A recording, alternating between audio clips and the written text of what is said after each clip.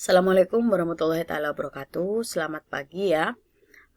Pada kesempatan hari ini ya, saya akan menjelaskan materi bab 9 yaitu tentang PPh pasal 24 dan 25. Tapi terlebih dahulu saya akan menjelaskan tentang PPh pasal 24 ya. Mari kita bersama-sama mempelajari tentang PPh pasal 24 ya. Apa sih sebenarnya PPh pasal 24? Ini loh PPh pasal 24.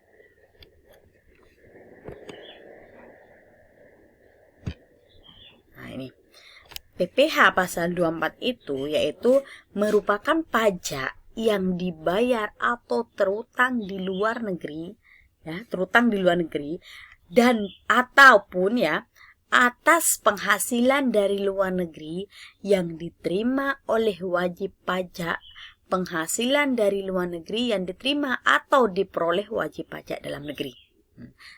Saya perjelas lagi ya. Jadi intinya seperti ini. PPh pasal 24 itu yaitu ya, penghasilan yang diperoleh dari luar negeri ya, yang nantinya terutang di luar negeri ya, seperti itu yang diperoleh oleh wajib pajak dalam negeri. Nah, contohnya saya orang dalam negeri ya.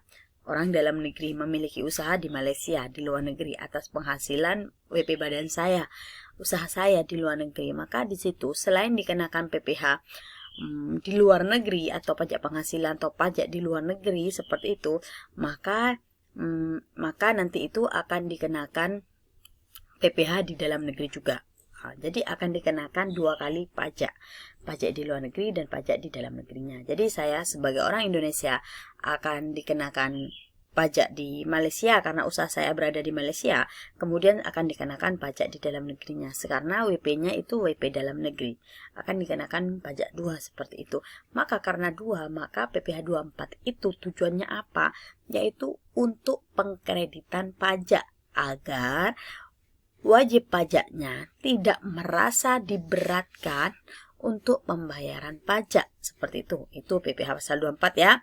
Nah, di sini akan dijelaskan juga tentang permohonan kredit wajib pajak luar negeri. Nah, karena tadi sudah bisa dikreditkan, maka di sini ada sebuah permohonan ya untuk pengkreditan pajak luar negeri. Jadi tidak semuanya itu bisa dikreditkan.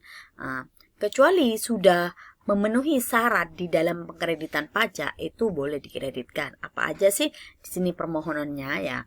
Yang wajib dilampirkan di dalam permohonan itu yaitu yang pertama laporan keuangan ya, harus ada laporan keuangan ya yang berisi tentang penghasilan di luar negeri. Yang pertama.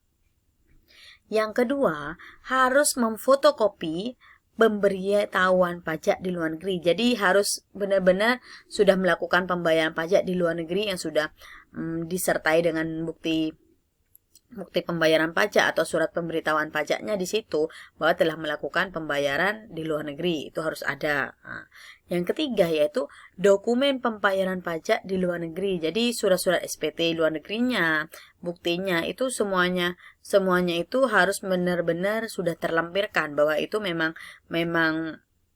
penghasilannya diperoleh dari luar negeri seperti itu. Jadi jika ada tiga syarat ini, kita itu bisa melakukan permohonan pajak luar negeri untuk WP dalam negerinya. Seperti itu. Jadi ini adalah sebuah persyaratannya ya. Nah, kemudian di sini, saya ada pertanyaan lagi. Ketika usahanya itu, contohnya saya, selain memiliki usaha di Malaysia, saya punya usaha di Indonesia. Apakah itu nanti akan dikenakan PPh 24? Karena WP-nya kan WP dalam negeri, apakah itu digabung seperti itu? Itu tetap masih dikategorikan PPh 24 ya. Nah, ini yang dimaksud dengan penggabungan hasil penghasilan luar negeri itu seperti ini. Yang pertama ya, penghasilan usaha diakui pada saat diperoleh penghasilan tersebut ya. Jadi diakuinya itu yang dikatakan penggabungan penghasilan luar negeri itu yaitu diantaranya adalah penghasilan usaha. Apa itu penghasilan usaha? Yaitu penghasilan diakui ketika memperoleh usaha tersebut ya. Itu bisa menggunakan akroul basic, namanya akroul basic. Ketika ada kegiatan itu kegiatan. Ketika ada suatu kejadian penghasilan, maka itu diakui, itu dikatakan dengan akroul basic ya. meskipun itu masih terutang, itu tetap dikatakan accrual basic kalau masih terutang. Tetapi kalau penghasilan di luar usaha ya, di sini dari peroleh penghasilan itu dari luar usaha, maka itu diakui pada saat diterima penghasilan tersebut itu dikatakan cash basic. Jadi penggabungan usaha itu selain di luar negeri, kemudian di Indonesia ada lagi ya, baik itu berupa penghasilan usaha, penghasilan di luar usaha, atau diperoleh dari penghasilan dividen yang diperjualbelikan di bursa efek, itu tetap nanti digabungkan ya. Itu masih akan dikategorikan dengan PPh pasal 24 seperti itu ya. Jadi bisa berupa usaha-usaha ini yang bisa digabungkan oleh penghasilan luar negerinya seperti itu. Kemudian saya lanjutkan lagi ya. Ini ada sebuah ilustrasi ya, bisa kalian nanti memahaminya. PT Ananda yang beralamatkan di Jogja menerima dan memperoleh penghasilan neto yang bersumber dari sebagai berikut. Ini ya tulisannya saya keliru, bukan daru ya, tapi dari.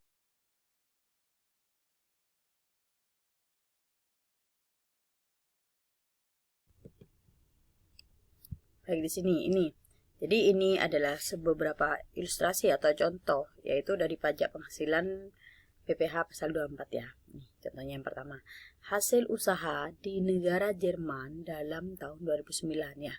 Karena ini dari negara luar ya, maka itu dikenakan PPh pasal 24 ya.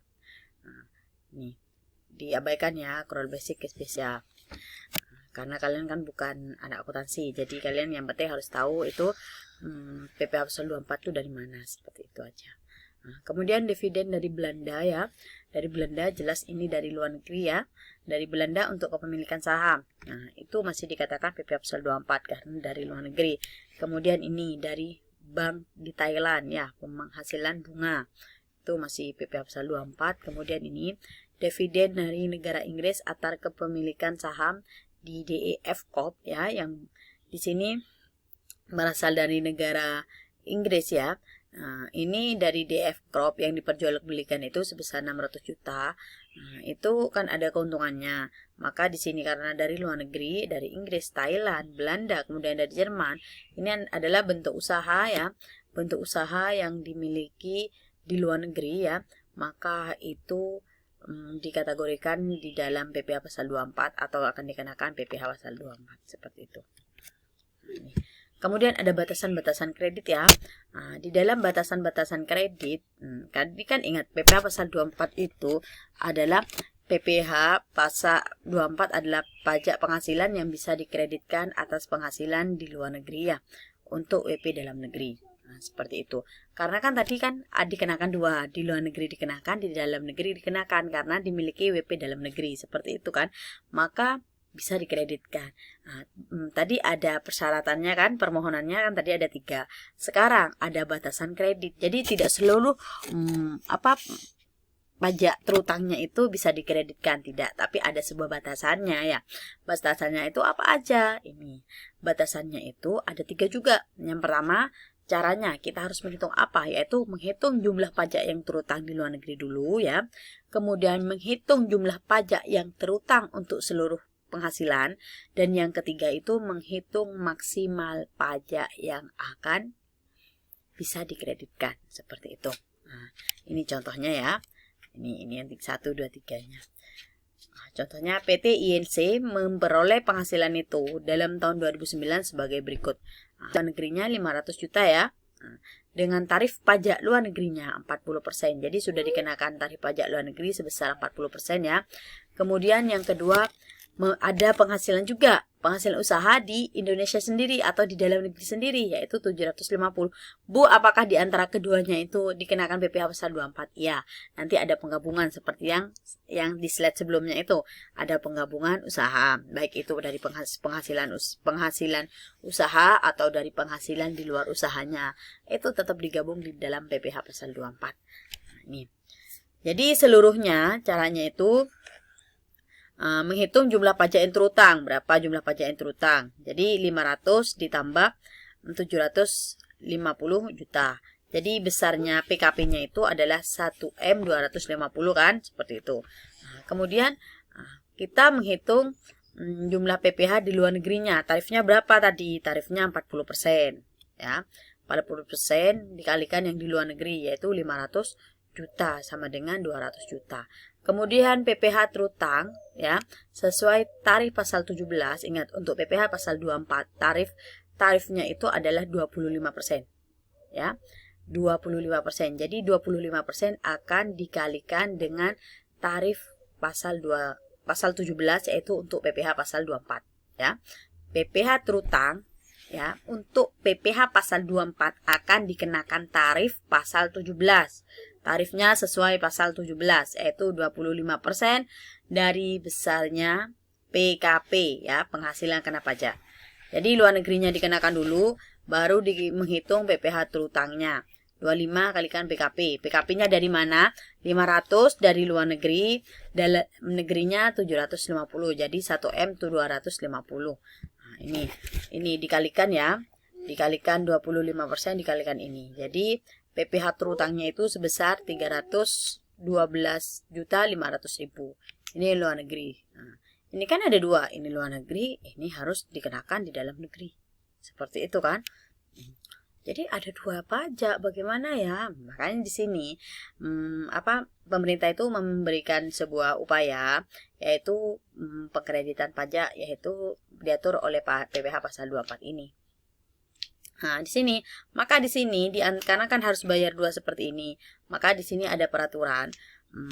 Langkah yang ketiga untuk pengkreditan pajak, yaitu ada maksimum pajak yang bisa dikreditkan. Dengan cara apa?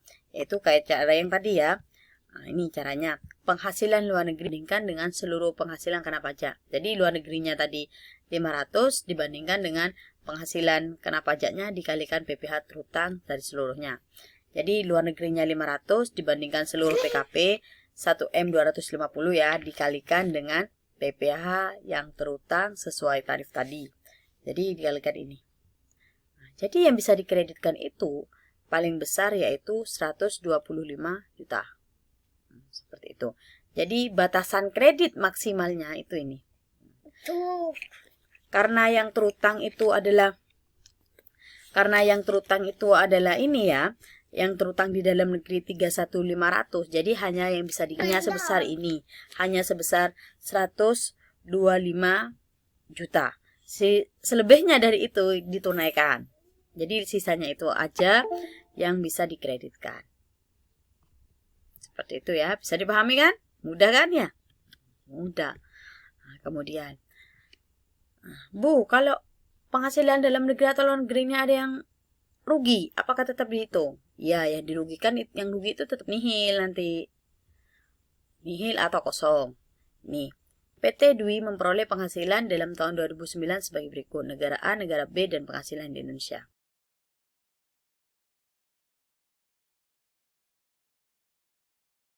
Nah, ini ketika perhitungan kreditnya itu, nih. Perhitungan kreditnya, penghasilan kena pajaknya berapa semuanya, yaitu tinggal ditambahkan aja 900 ditambah 350. Jadi seluruh penghasilannya itu adalah, atau PKP-nya yaitu 1M 250 juta, seperti itu. Ya kan? Nah, maka di sini itu akan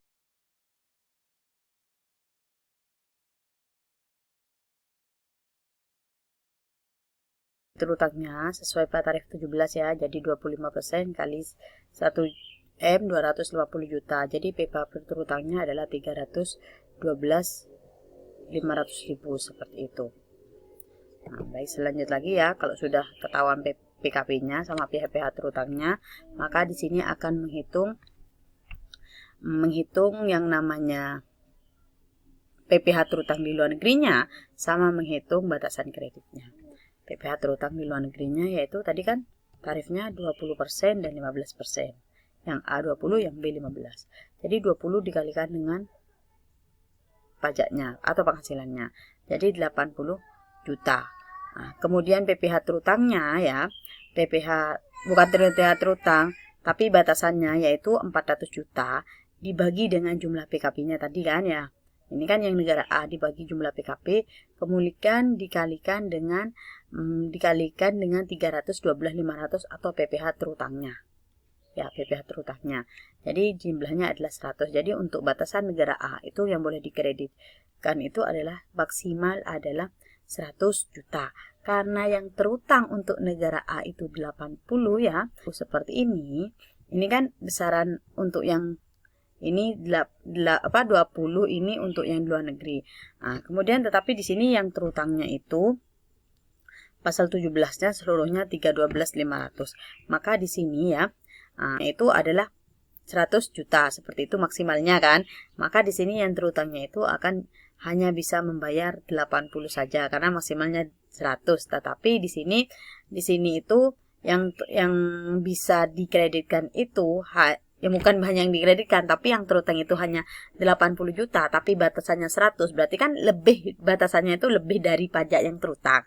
Maka ya sudah lunasi dikreditkan aja pajak yang terutangnya. Jadi PPh pasal 24-nya adalah 80 ini. Seperti itu. Nah, ya. Kemudian juga seperti itu ya, 15 kalikan 500 jadi 75 juta.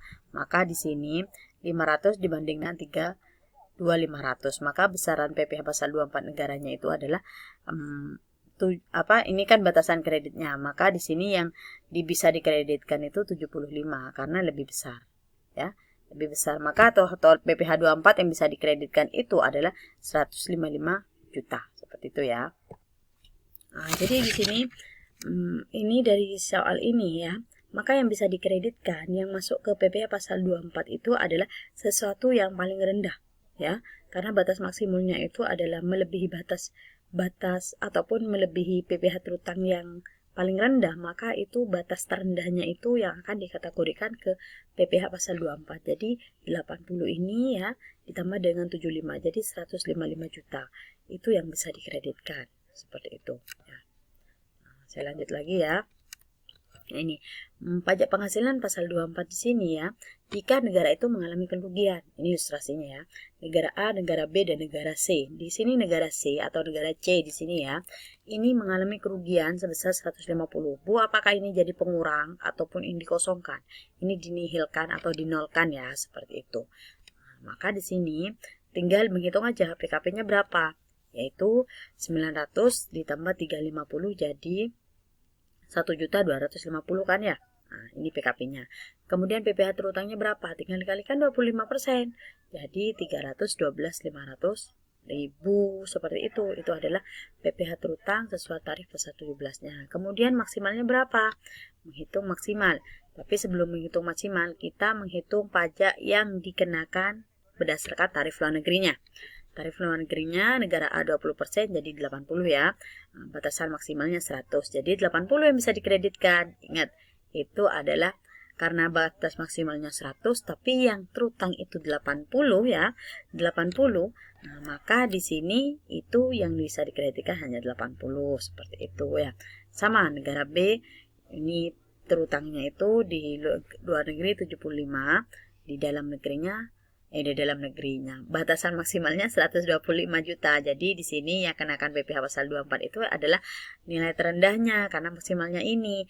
Bu, ternyata seumpama PPh terutangnya lebih besar dari nilai maksimalnya ya, maka yang dikenakan adalah PPh nilai maksimalnya. Seperti itu.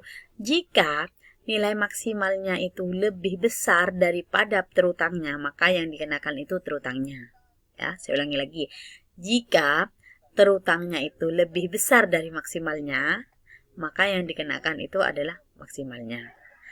Jika yang terutang itu lebih kecil dari maksimalnya, maka yang dikenakan itu adalah terutangnya. Seperti itu. Jadi ini ditambah ini. Nah, ilustrasinya itu seperti ini. Ini yang bisa dikreditkan 100 juta. Tapi yang terutang kan 80. Ya sudah, kreditkan 80. 20-nya kan kita tidak punya utang, seperti itu. Tapi ini di sini itu batasan maksimalnya 200 juta, seperti itu. 100 juta, seperti itu. Jadi bayar 80 aja. Semua maksimalnya. Ternyata maksimalnya itu adalah 60 juta untuk negara A. Maka di sini yang bisa dikreditkan itu hanyalah 60 juta. 20-nya dibayar tunai seperti itu untuk negara A. Karena di sini 100 juta, maka dikreditkan semua ini yang terutang. Seperti itu. Ya. negara C itu dinihilkan ya, dinolkan karena kerugian. Maka berapa PPh 24 yang terutang ya, yang bisa dikreditkan? Jadi 75 tambah 80. Jadi ini seperti itu ya. Nih, dalam negeri mengalami kerugian.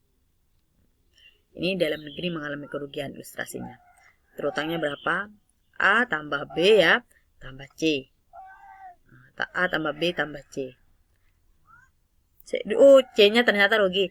A tambah B. A negara C mengalami rugi dan D, oh yang dalam negeri rugi juga ya. Jadi A tambah B. A tambah B. Ya. A tambah B. PKP-nya ini keliru PKP-nya. Nah, jadi negara A, negara B ini kan mengalami keuntungan, tapi negara C merugi, yang D kerugian, yang D ini kan usaha di dalam negerinya juga merugi. Ingat, kalau usaha di luar negerinya merugi itu dinolkan atau dinihilkan, tetapi usaha di dalam negeri merugi itu harus dikurangi atau menjadi pengurang, seperti itu. Nah, jadi 800 tambah 600 itu kan 1M400 kan, seperti itu. Karena negara C rugi maka 0. Nah, karena negara Indonesia yang rugi maka 1M400 dikurangi 150. Jadi nilainya adalah 1M250 seperti itu. Jadi pengurang ya. Ini tambah ini ditambah ini sebagai 0 dikurangi 150 juta. Jadi ini. Jadi yang terutangnya 1M250 juta. Kemudian menghitung PPh terutangnya ya. Nah, PPh terutangnya ini bukan 28 ya, saya ubah.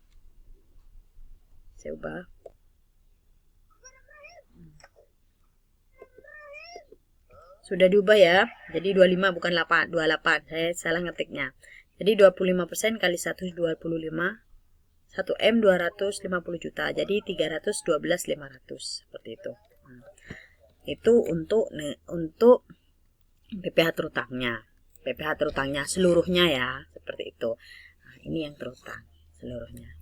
Kemudian di sini batasan kredit pajaknya. Sama kayak tadi ya. Negara A dihitung berdasarkan tarif negaranya, kemudian dihitung maksimalnya 200 ini. Nah, seperti ini. Ini kan lebih besar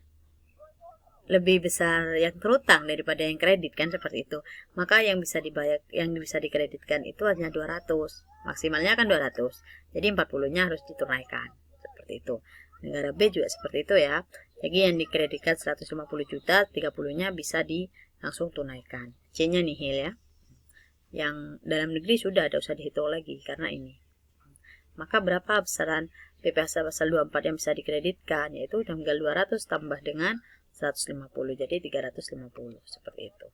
Bisa kan ya? Kemudian dalam hal penghasilan dalam negeri merupakan pendapatan pajak secara final. Nah, jadi ketika ya penghasilan dalam negerinya merupakan final. Ingat kemarin kan bab final, PPh final. Nih. Kerugian usaha di Indonesia termasuk pendapatan bunga diskonto. Ingat, pendapatan bunga kan kemarin masuk final. Pendapatan bunga diskonto. Yang C merugi ya, jadi tidak usah nanti yang A dan B. Berapa semuanya? Ini kan 1.400.000 ya. 1.400.000. Kemudian keuntungannya di sini, keuntungannya ini 1.400.000. Keuntungannya di Indonesia 250 termasuk dengan bunga diskontonya 100. Jadi sudah termasuk bunga diskonto di sini ya. Jadi seluruhnya penghasilan kena pajaknya 1.550 juta, 1M550 juta. Nah, PPh terutang tarif pasal 17-nya ingat 25%. Jadi dikalikan ini jadinya di sini 387.500 seperti itu. Ya. Ini PPh terutangnya. Kemudian kalau ada ilustrasi seperti ini ya, silakan kalian hitung berapa batasan maksimal. Saya tuliskan. Nah, dikerjakan ya, nanti dibuat tugas. Hitunglah besaran pajak di luar negeri dan yang kedua itu batasan maksimal di negara. Tuh. Dan yang terakhir, jumlah PPh pasal 24 dikerjakan. Coba dikerjakan sendiri seperti apa ya hasilnya. Seperti biasa, soal ini dikerjakan, ditaruh di kertas, difoto, dikumpulkan di Google Classroom nanti ya. Seperti itu. Saya lanjut lagi. Nah, ini. Udah paham kan ya untuk PPh pasal 24? Sekarang untuk PPh pasal 25. Sekelintir aja ya PPh pasal 25 ini. Sebenarnya PPh pasal 25 ini adalah seluruh pajak yang dikenakan selain PPh 21, 23, 24 seperti itu. Maka itu dikenakan PPh pasal 25 seperti itu. Yaitu pasal 25 ini apa? Besarnya angsuran. Kalau tadi kan menghitung besarnya kredit kalau PPh 24, tapi 25 ini ketika pembayaran. Ketika angsuran itu diangsur bulanan ataupun itu nanti wajib pajak itu berapa kali harus membayar, itu termasuk di pajak penghasilan pasal 25 ya. Nih, PPh pasal 25 adalah besarnya angsuran pajak bulanan yang harus dibayar sendiri oleh wajib pajak dalam tahun berjalan. Cara pembayarannya yaitu pemotong oleh pihak ketiga yaitu PPh 1, 23 dan 24 ini harus dihitungkan seluruhnya, kemudian dibayar sendiri oleh PPh pasal 25-nya. Pajak penghasilannya berapa seluruh SPT-nya, kemudian dikurangi sama 3 dan 24. Itu seluruhnya setelah dikurangi itu menjadi PPh pasal 25 ya. Itu nanti dibagi 12 karena itu per bulan, maka itu berapa yang dicicil. Itu adalah PPh pasal 25. Ini contohnya. Pajak terutangnya 30 juta, ada PPh 21, 22, 23 sama 24 sebesar ini. Ketika dikurangi kan 18 juta, maka 18 juta itu bisa diangsur ya. Kalau tadi 24 dikreditkan, tapi 25 ini diangsur. Pengangsurannya disebut dengan 25. Itu besarannya berarti per bulannya itu adalah 1.500.000 seperti itu. Itu adalah PPh 25 ya. Nah, sudah materinya sampai di sini. Ada yang mau ditanyakan? Silakan langsung diskusi di grup ya. Saya tunggu diskusi kalian. Saya ucapkan terima kasih. Wassalamualaikum warahmatullahi wabarakatuh.